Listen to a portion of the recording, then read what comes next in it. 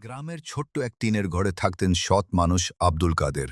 সারাদিন মানুষের জমিতে কাজ করে যা আয় করতেন সবটাই খরচ করতেন ছেলের ভবিষ্যতের জন্য।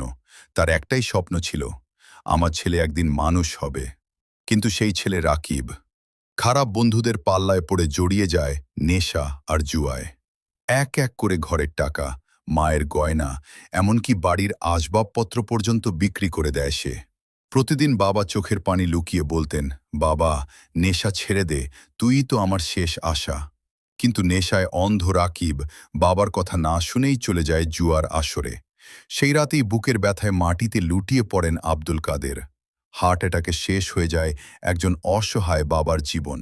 বাবার নিথর দেহে জড়িয়ে ধরে রাকিব চিৎকার করে কাঁদতে থাকে, আব্বা, একবার চোখ খোলো, আমি বদলে যাব আব্বা।